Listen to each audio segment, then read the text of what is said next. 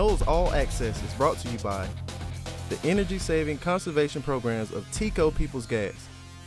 Real Coca-Cola taste with 0 sugar and 0 calories. Coca-Cola Zero Sugar. Taste the feeling.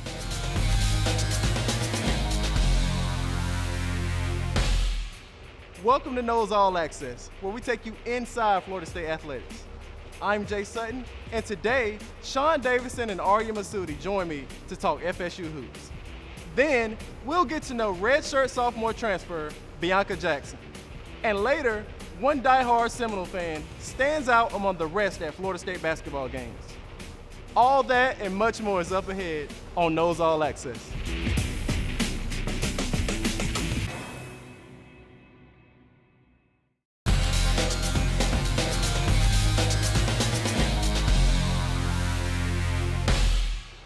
Welcome back to the show. Today we are joined by Arya Masudi, the voice of women's basketball for Florida State, and Sean Davison, play-by-play announcer for all Florida State athletics. How are you doing today, gentlemen? Doing well. How are you? Doing pretty good. I appreciate you having us.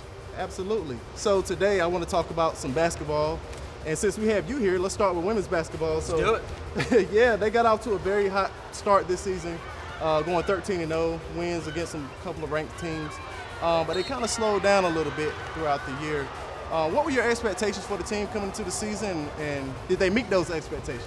Yeah, I thought last season Florida State had a really young squad after you lose a bunch of seniors, and they had a great experience going into Charlotte and playing South Carolina, getting to a second round. So Florida State actually returned pretty much everyone for this year's team. So I think the expectations were much higher than what they had been, and obviously when you get to a 13-0 start, you start to adjust your expectations, and I think a Final Four at that point felt like a reasonable possibility, and it still does, but obviously, the team struggled a little bit there in ACC play.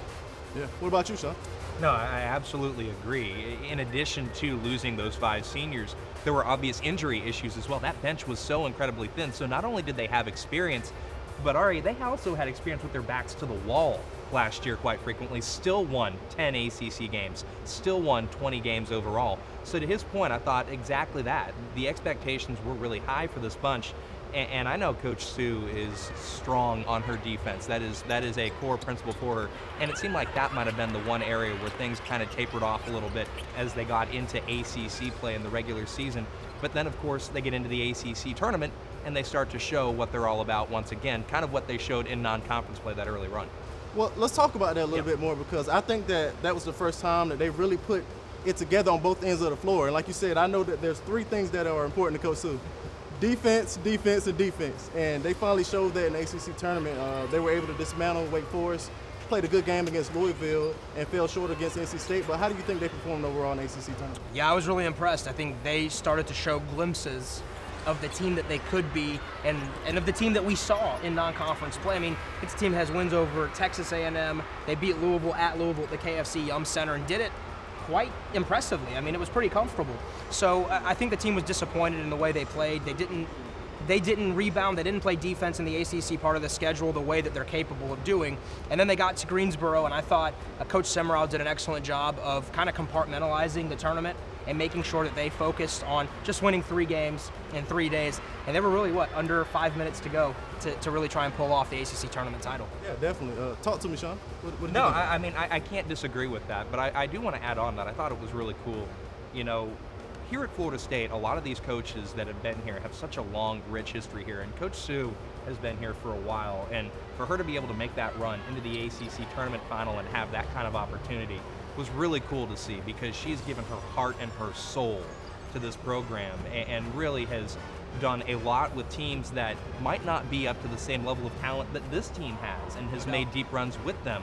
And so to have the opportunity to have players like Kaya and Naja and Nikki, a girl like Sammy who can shoot the lights out from the perimeter, and then of course there's girls like Issa who's been bit by the injury bug, that maybe when she's healthy and can contribute moving forward in the years to come, what could be on the horizon for Florida State. I mean, we're really in the golden age of Florida State basketball, and I think the men get a lot of the attention, but the women have been pulling their own weight for quite a long time. And there's been years that the men have not had the kinds of years that a lot of people here would have thought that they should or could or would have. but it's been the women that have really been doing well. So, I always want to make sure that I tip my cap to what Coach Sue has done, because as you go back to last year, she really didn't have a lot, and she still managed to lead a team to those 10 wins in ACC play, 20 wins overall with a thin bench. That's all her pushing the right buttons. Yeah, that's great. And I just want to say before we close, Coach Sue, we mentioned defense at least 10 times, right, fellas? Did we forget to mention defense? I don't think so. What about you, Ari? If I don't mention defense, Coach Sue will have a phone call waiting on me. So, well, another team that knows a lot about defense is the men's basketball team, and we'll talk about them a little later in the show. So stick around for that and much more coming up on Noles All Access. Coming up, we'll meet redshirt sophomore Bianca Jackson.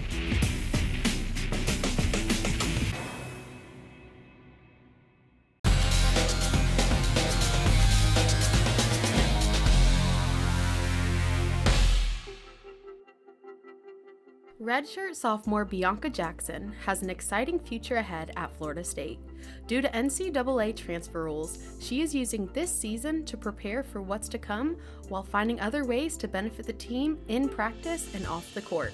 The first game of the season when everyone was getting dressed and I was just like, just kind of sitting there looking kind of sad, but I just try to build a relationship, just talk to people, try to see where their head is or how they're feeling about how they're playing or anything like that. Bianca transferred to Florida State after playing 2 seasons at SEC powerhouse South Carolina, the same team that knocked the Seminoles out of the second round of last year's March Madness. Yeah, I played against South Carolina in the NCAA tournament, and I was like, great, we got a player that beat us. But once she got here, though, once I got to know her, I was like, wow, what an awesome addition to the Florida State family. Bianca was awarded SEC All-Freshman Team Guard for the Gamecocks in her 2017 through 2018 season, so she brings with her a noticeable confidence. She's great at going with the flow, and what she's brought to the team is a maturity and an experience level. She's played this game for 2 years at the college level, at the highest level, in another really good program, and so she comes here just ready to work. On top of some serious basketball skills, Bianca possesses a vibrant personality and strong leadership ability. She's very outspoken. People listen to her. She has that positive vibe. She has everything, the characteristics that a leader has, plus more. Bianca is an amazing person. She's just fun to be around. She's funny, she's smart, she's easygoing. Although she is not yet allowed to showcase her skill during actual games, Bianca brings her competitive edge to the scout team. She comes aggressive every single day, 24/7. We'll play great defense for 26 seconds, and then she'll hit like a shot with 2 seconds left on the clock. So that's the kind of player she is. Her hard work and dedication to basketball have been important, but the real key to Bianca's success comes from her parents, who are both head basketball coaches at Alabama State. They always taking me to the gym. I go to their practices. I practice out with my mom's team. Being with them and growing up around basketball, I just feel like they just influence me in every way I have. Next season, Bianca will have big shoes to fill as 3 key seniors are leaving Florida State. But with support from her family, teammates, and coaches, she is more than ready to finally take the court. Help us win, just continue what's going on. We're having a great year so far this year, and we're losing a lot of good pieces coming up next year, so just try to help put it all back together. We have high hopes for Bianca. We expect so much from her because we know that's what she expects of herself. She's a champion, she's a winner, she's a competitor. And now she's a Florida State Seminole. Bianca Jackson will channel that champion mindset as she enters the upcoming basketball season. I'm Kristen Chase for Noles All Access. Coming up, we'll meet one of Florida State basketball's most loyal fans.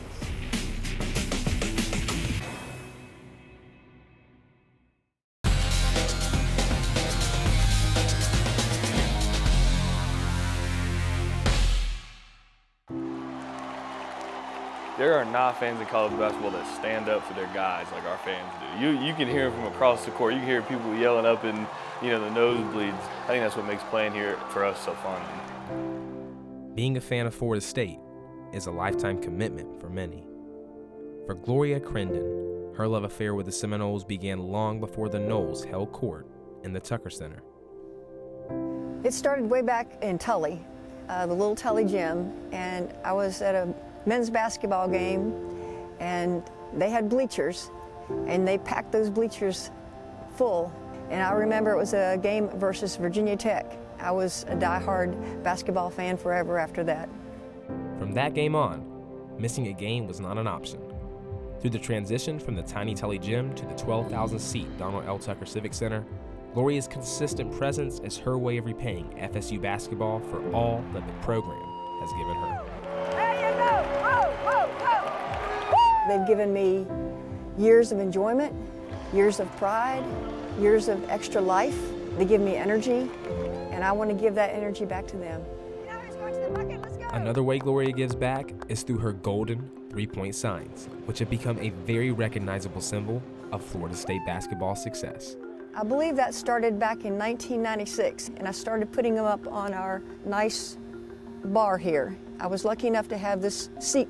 It just became a routine and a regimen. Now everybody gets excited because when I go down the row and after about 3 or 4 threes, everybody down my row is saying, "Can I put one up? Can I put one up?" During the game, when she tacks another one on the board, we just want to go out and get another one. That's what we want to do.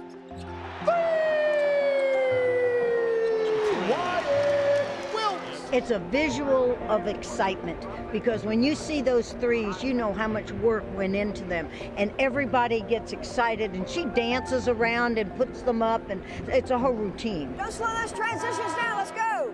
The three-point signs are just one of the many rituals that Gloria sees as key to another Seminole victory. I have to get my program at the same place that I get my program every time, then I have to put it in my bag. She has to come into the stadium a certain way. I have to use the vending machine and get Miss Linda a bottle of water. And she has to get it at a certain place to bring it to me. Then I go over and give Miss Ernestine, and I have to give her a big hug. She has certain people she has to hug before every game. It's a little funny, but I have to walk the same walk before every game. Despite being a beloved character among a sea of fans, Gloria knows the game is much more than her. I try to stay humble. I don't want the attention, really. I just want the attention to go to the teams. I love getting the crowd involved. I want them to cheer. I want them to stand up. It's a perpetual pep rally when Gloria's around. She has us going all the time. Through her tremendous enthusiasm and love for the Noles, Gloria looks to be the spark that sets fire to the crowd. I always think about her as one of those lifelong fans. We just love looking up there. She always has such great energy. It's always fun to see and, fun to be a part of. And it's fun being around her because she's very knowledgeable about what's going on. It's just not one person. It's the crowd. It's the love of the university. It's the love for the team. It's the love of the sport. Pure and simple. I'm in love with FSU. And it's that love for the Seminoles that will forever define Gloria Crandon's legacy at Florida State and set the standard for future generations of FSU fans. I'm Tucker Pierce for Noles All Access. Coming up, we'll talk Florida State men's basketball.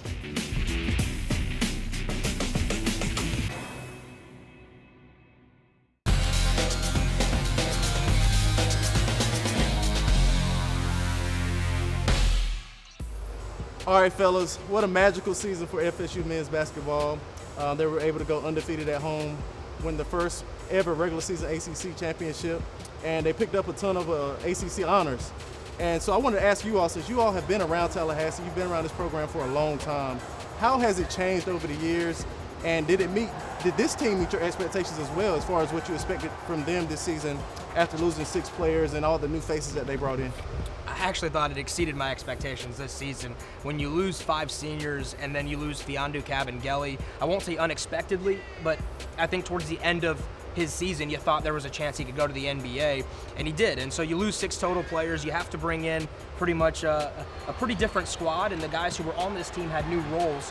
They exceeded my expectations this season. I thought they would still be right around that top 25 type of team, but who could have in their wildest dreams predicted a top 5 basketball team, an ACC regular season champion? This was, you said it first, this is magical, and it has absolutely been magical. I thought the culture for Florida State has improved. You're getting more sellouts. Students are selling out every game like it's football, at least as quick, they're quickly scooping up whatever tickets are available. This has been fun to watch, especially, for me, I grew up in Tallahassee where, back in like the mid-2000s, you could put your feet out at the Tucker Center and put your legs over the other chairs and just kind of sprawl out and relax and watch hoops. And now you're seeing an environment that we were always so jealous of, watching a Duke or a Kansas, a North Carolina. Now Florida State, I think, has absolutely turned into, they call themselves the New Bloods. I think they've got a chance to stay. No, and I want to agree to that. I have never heard the Tucker Center as loud as it was second half against Louisville. That place was rocking. After the Patrick Williams dunk, right? Especially. And, you know, Leonard Hamilton's always said it very fondly of the fans, to your point, over the past few years where we've seen that culture build, that he likes to give the other ACC schools a taste of what Florida State gets when they go on the road. And they have absolutely done that and more. You're talking about 2 seasons in the last 4 where Florida State has gone undefeated at home. There's something like 67-3 in their last 70 home games. You have to go way back to find a non-conference loss at home. And Jay, if we were putting those numbers, and you can, because Cameron Indoor is a tough place to play, and we assign them to Duke, people would go, whoa, look at that. And I don't know that enough people around the country are paying enough attention to the fact that the Tucker Center has become an incredibly tough place to play, one of the toughest, not just in the ACC, but the entire NCAA. It's not been an overnight process. There's been a lot of changes, but Leonard Hamilton has done things his way. If he were to match up 1 through 5 against teams like Duke, Carolina, you go non-conference and you try to do that against Kansas, Kentucky, it's just not going to be good enough. You're competing with teams that have established tradition. And Ari and I had the chance to talk to Coach Hamilton before one of our shows in non-conference play, and he said the big thing for him, wherever he's gone, Oklahoma State, Miami, and here in Tallahassee, is establishing tradition in conferences where tradition is already rich. And that has been such a huge undertaking for him, winning that ACC Coach of the Year honor for the 3rd time this year, and rightfully so, might I add. You can't even really put the right words to it, because it's not just what he's done this year, it's what he's done since he got here. Rome wasn't built in a day, Florida State basketball wasn't rebuilt in a day, and Leonard Hamilton has really done a tremendous job here in Tallahassee. He has, and now the fans have expectations, the players have expectations, and the coaches have expectations. How do they handle that moving forward? Because now, you know, you can't feed them, it's woe us, you know, everybody's against us, they don't believe in us. Now they have the target on their back, like they like to say, and coming into next season, even after this season, teams are going to be looking for Florida State. So how do they handle that moving forward?